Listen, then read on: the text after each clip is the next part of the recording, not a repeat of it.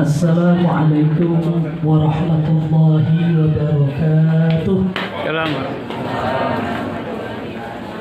Alhamdulillah alladzi an'ama alaina bi ni'matil iman wal islam wal ilmi wal afiyah wal islah wal hurriyah.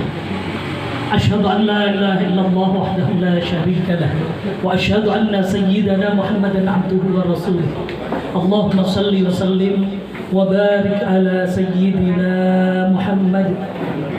Kok diam baik? اللهم صل على محمد وعلى آله وصحبه أجمعين.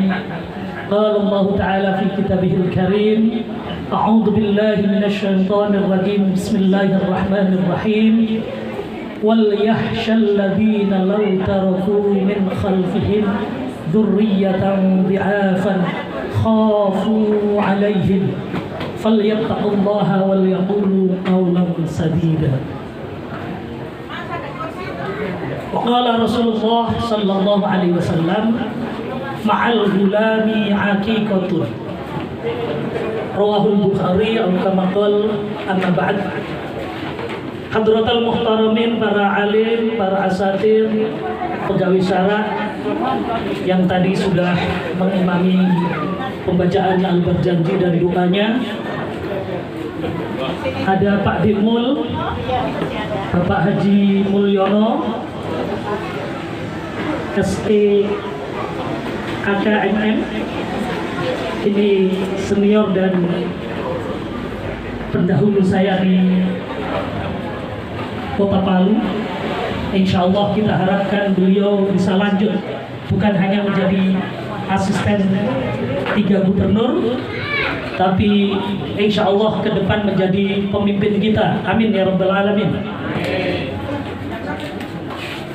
Bapak Dr. Andes Karyono, Ketua Umum Paguyuban Mekowadowo, sesepuh pinesepuh, banyak sekali yang hadir dari Agrokinase, pengurus-pengurusnya alhamdulillah hadir, dari Republik Ngapak, Ikatan Keluarga Banyumasan juga hadir, sesepuh kita Pak Sunarto dan Insinyur Sunarto dan sesepuh-sesepuh yang lain, alhamdulillah Pak Hartono Felix, semuanya banyak sekali yang rawuh hari ini. Ini menunjukkan bahwa Pak Gianto dan keluarga, ya, putra beliau, keluarga Bapak Farid Apriliadi dan Ibu Zakiyah Puspitasari memang cukup dekat dengan kita semua. Ini wujud silaturahim yang luar biasa. Kita punya tradisi yang sudah diajarkan oleh Rasulullah, berakikah seperti ini. Ini penting sekali untuk kita lanjutkan. Anak selain diberi nama yang baik, diajari Al-Quran, besok disiapkan, dipilihkan jodohnya, juga penting sekali untuk diajak silaturahim.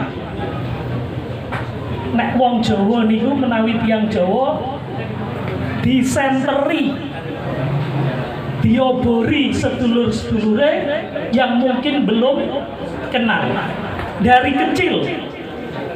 Saya ingat ketika syukuran cukur rambut, saya dulu kecil itu gombaan, Pak. Kalau mungkin bapak-bapak yang asli Jawa ngertos apa? Gimbal. Ya. Kemudian dicukur.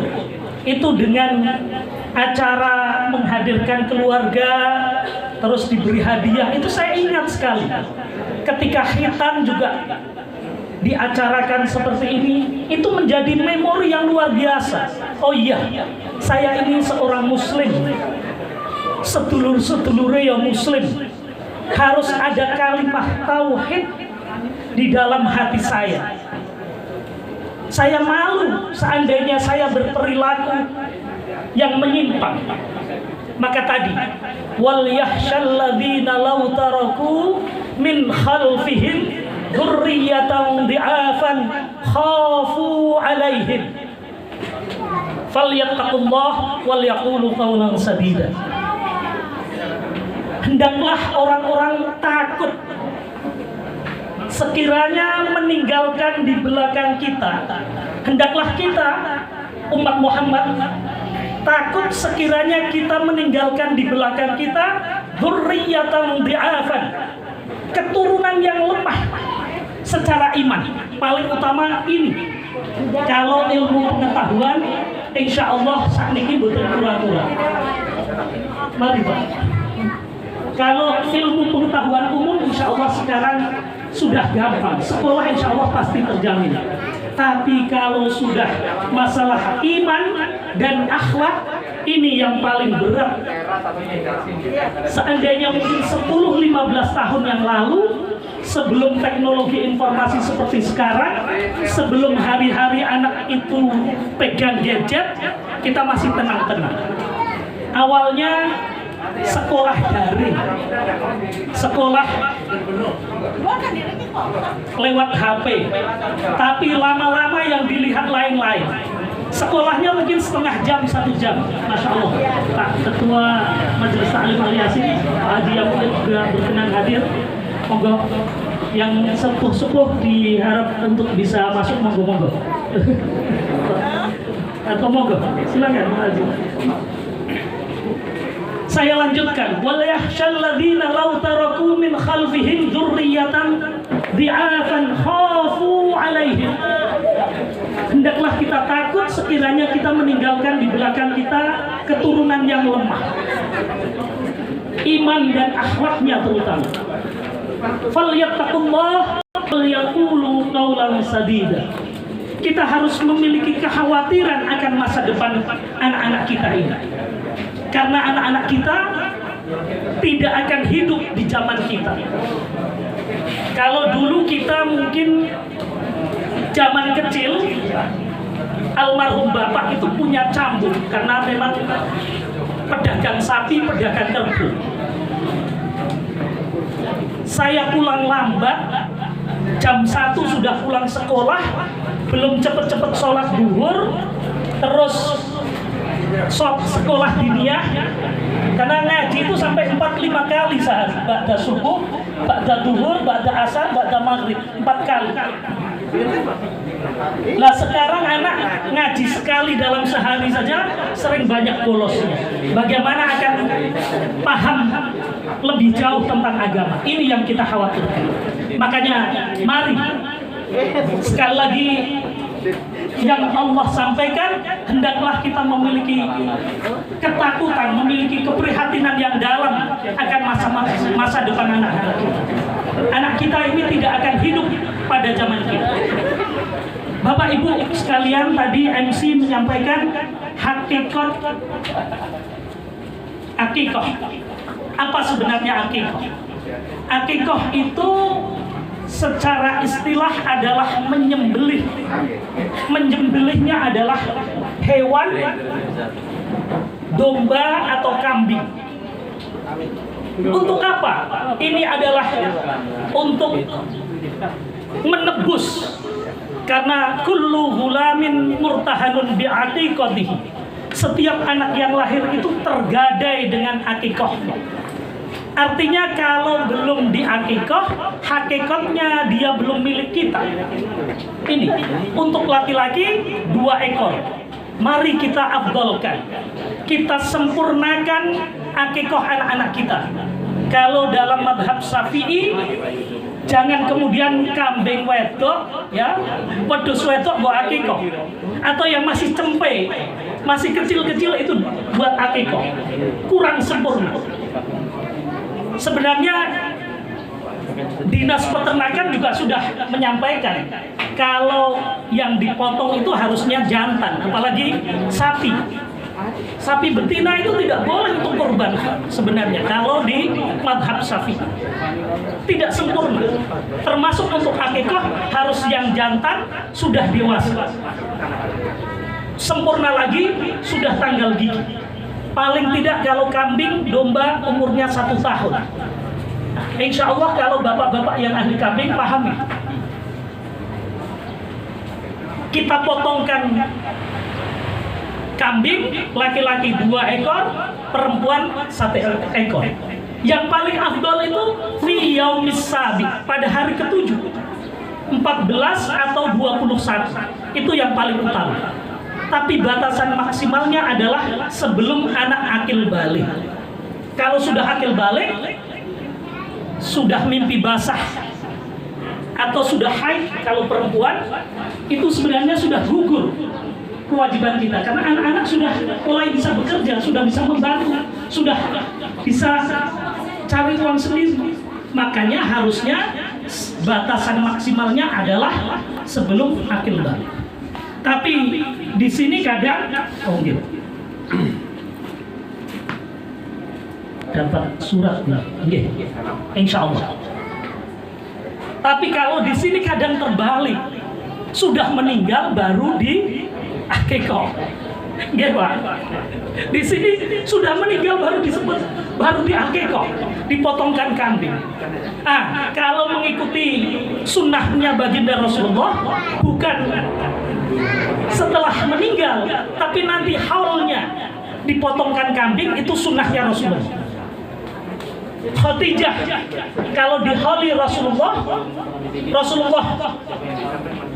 mengenang tahun meninggalnya Rasulullah, dipotongkan kambing, kemudian diundang para sahabat, keluarga, diceritakan bagaimana kisah perjuangan Rasulullah mendampingi beliau dalam berdakwah, bahkan sampai dihabiskan seluruh harta bendanya. Ini luar biasa. Itu haul, bukan akikah. Jadi jangan kebalik. Ini makanya penting hal-hal seperti ini untuk menjelaskan.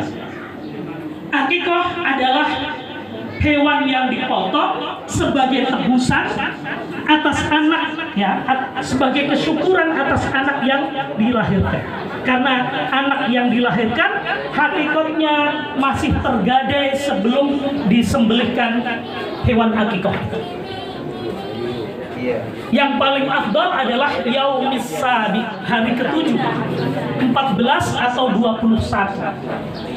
Batasan maksimalnya, saya ulang, sebelum anak itu akil balik. Tradisinya kalau di Palu ya 2-3 bulan biasanya. Saya tidak tahu ini yang di akikah sudah umur berapa ini? 1 bulan ya. Alhamdulillah masih afdal juga. Tapi coba tradisikan. Untuk menyiapkan kelahiran bayi, itu kita sudah siapkan kamarnya, popok-popoknya apa semua, sampai jutaan rupiah disiapkan, bahkan mungkin sampai belasan juta rupiah. Tapi untuk hal yang afdal akikah, yang langsung diajarkan oleh Rasulullah, itu justru kadang tidak kita perhatikan. Sudahlah, nanti nunggu.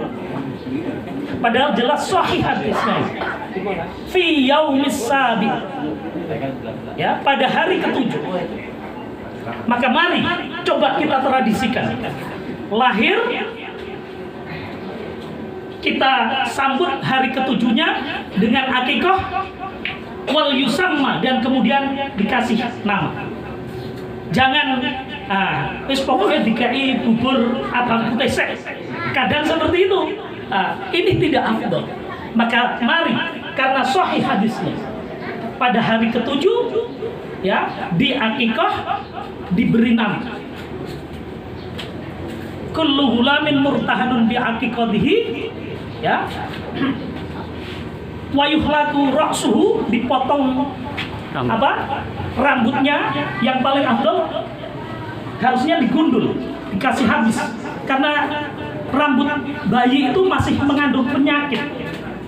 Dalam penelitian kedokteran betul, ternyata rambut bayi itu masih mengandung penyakit yang nanti tidak bagus kalau sampai besar tidak dipotong. Wa yuhlaqu ra'suhu wa yusamma, dan diberi nama. Itu yaumis sabi, yang paling afdal. Seandainya mundur, maka pekan kedua 14 harinya atau pekan ketiganya. Dan sekali lagi saya tekankan, mari akikahlah secara sempurna. Kita rata-rata bermadhab Syafi'i, maka kambing jantan yang dipakai, yang sudah dewasa. Tanggal gigi paling sempurna, minimalnya adalah umur 1 tahun. Agar kita melakukan sesuatu itu sunnah tetapi yang sempurna. Kita bisa belikan gerobak dorongan ya, itu sampai belasan juta, sampai 5 jutaan dan sebagainya. Tapi untuk akikah yang 2-3 juta justru kadang kita ambil.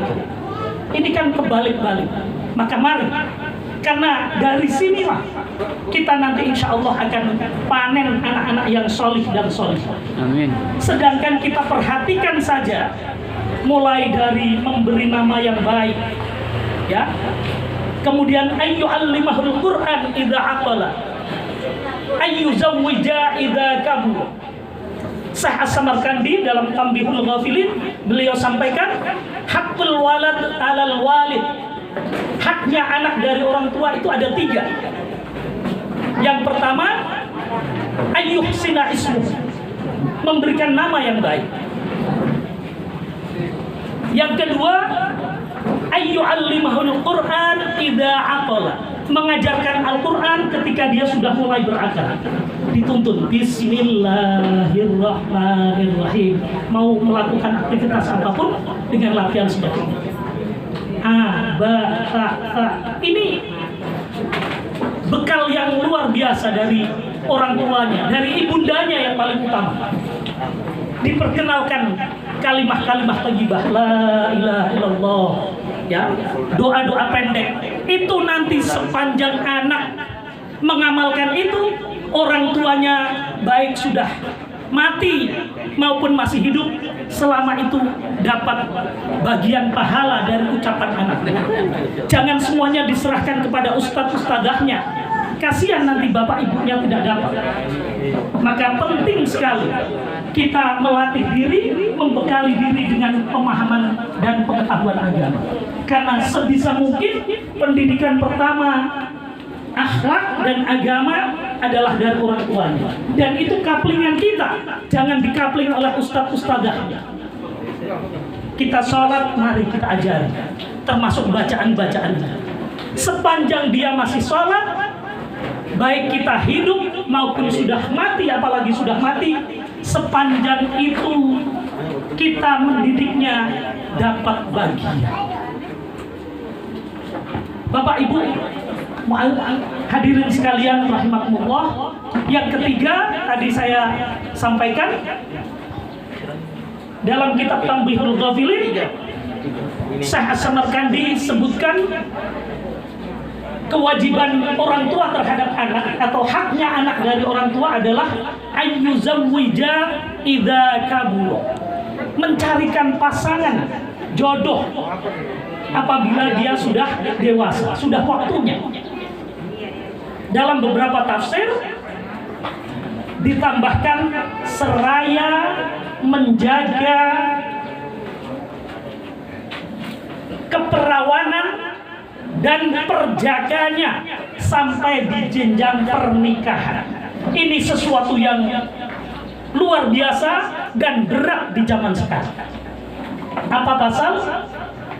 Banyak sekarang penelitian mengatakan anak-anak SMA 60% sampai di angka itu, bahkan konon sudah menurun lagi, itu sudah kehilangan keperawanannya. Alhamdulillah. Anak laki-laki bahkan angkanya lebih turun lagi. Saya tadi dikasih tulisan sama Bang Jack, perpanjang sedikit sambil menunggu hadirin yang belum hadir. Saya sampaikan ini, saya termasuk salah seorang konselor adiksi di BNN yang sesekali dipanggil untuk rehab.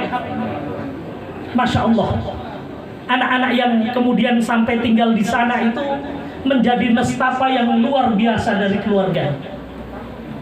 Suatu kali ada namanya parenting skill, itu pasca rehab, orang tuanya atau keluarga pendampingnya, kadang kakaknya dihadirkan, ketemu dengan kita. Saya tanya satu-satu, Ustaz, saya ini orang miskin, dengan menangis. Saya dulu, anak saya sekolah di SMA bersama teman-temannya yang memang rata-rata kaya. Saya kira sesekali dia tidak justru minta uang ke saya.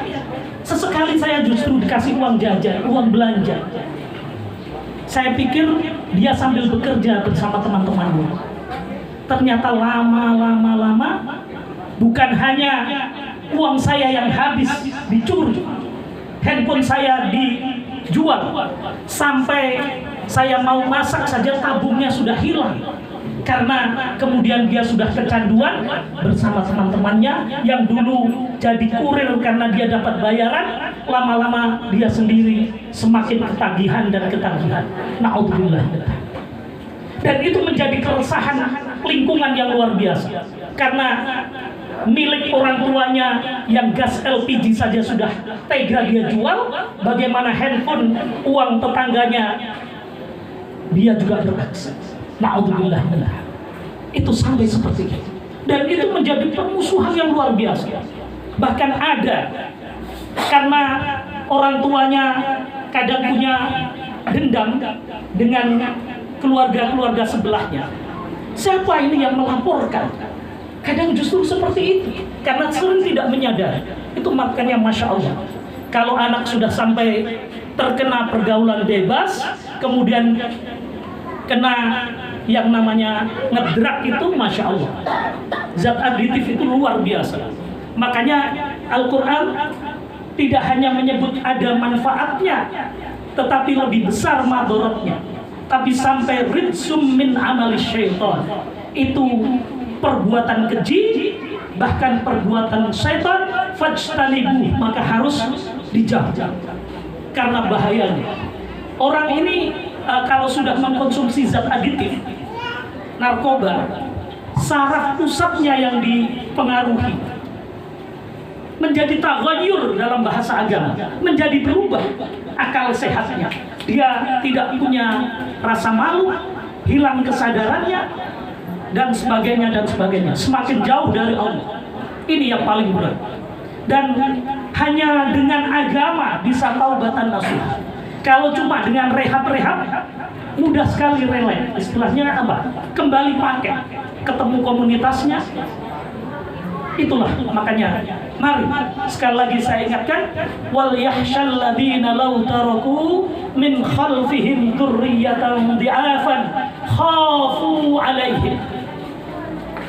Hendaklah kita takut, kita memiliki kekhawatiran yang dalam akan masa depan anak-anak kita. Jangan sampai mereka menjadi dzurriyyatan dhi'afan, generasi yang lemah secara iman dan akhlak terutama. Kalau pengetahuan umum, insya Allah di zaman seperti sekarang sudah tidak terlalu khawatir. Tapi dengan itu yang dibarengi dengan teknologi informasi, gadget, HP setiap saat di tangan anak-anak kita, ini yang paling kita takutkan. 10 tahun, 12 tahun dia sudah buka hal-hal yang belum semestinya dia tahu. Nanti 25 tahun, 30 tahun baru boleh dia merasakan. Sepanjang itu anak-anak kita stres, Bapak Ibu sekalian. Bagaimana rasanya jadi anak-anak sekarang? Maka tidak ada lain kecuali ke pemahaman agama, ke pesantren. Insya Allah kalau di pesantren itu benteng yang paling aman, tempat yang paling aman untuk anak-anak kita dari jahatnya teknologi informasi. Maka sekali lagi, mari kita sendiri juga harus bekali dengan ilmu agama, apalagi anak-anak kita. Kita harus memiliki keprihatinan yang dalam akan masa depan anak-anak kita, karena mereka akan hidup tidak pada zaman kita. Semoga yang saya sampaikan ada manfaatnya. Jika ada benarnya itu semata-mata hidayah dari Allah Subhanahu wa taala. Jika ada salah khilafnya atas kebodohan saya pribadi, karenanya mohon maaf. Sekali lagi mari kita hadiahkan Fatihah untuk Ananda Raef Farizah bin Farid Apriliadi, cucunda Bapak Gianto dan Ibu Sir. Allahumma ij'alhu waladan salihan waladan salihan waladan salihan. Allah marzuqhu umran tawilan. Allah marzuqhu sihah wal afiyah. Allahumma ij'alhu waladan salihan waladan salihan waladan salihan. Al-Fatihah. أعوذ بالله من الشيطان الرجيم. بسم الله الرحمن الرحيم. الحمد لله رب العالمين الرحمن الرحيم مالك يوم الدين. إياك نعبد وإياك نستعين اهدنا الصراط المستقيم صراط الذين أنعمت عليهم غير المغضوب عليهم ولا الضالين آمين. Kurang lebihnya mohon maaf. Wal-'afwu minkum wallahul musta'an. Allahumma afiq ila aqwamit thariq. Assalamualaikum warahmatullahi wabarakatuh.